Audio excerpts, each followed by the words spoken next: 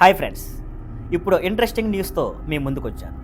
Rashmika Mandanna Kanchana 4లో కనిపించబోతుందా? Kanchana series గురించి చెప్పనక్కర్లేదు కదా.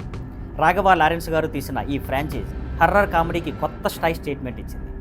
ఇప్పటి వరకు వచ్చిన 3 భాగాలు బ్లాక్ బస్టర్ హిట్స్ అయ్యాయి. ఇప్పుడు 4వ భాగం అంటే కాంచనా 4 కోసం రెడీ అవుతున్నారు.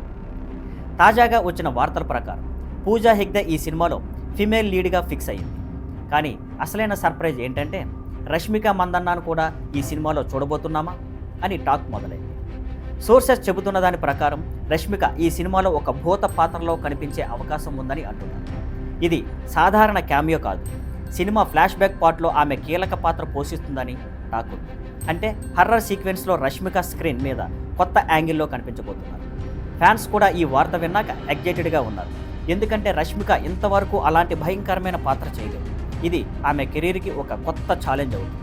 ఇక ప్రొడక్షన్ విషయానికి వస్తే రాఘవ లారెన్స్ ఈ సినిమాను చాలా పెద్ద స్కేల్లో ప్లాన్ చేస్తున్నారు.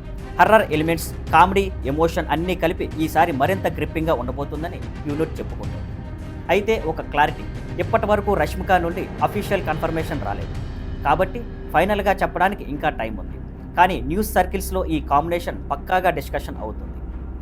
అయితే రష్మిక కాంచనా 4లో కనిపిస్తే ఈ సినిమా హైప్ పెరుగుతుందా కదా?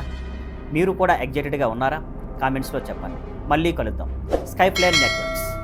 See you.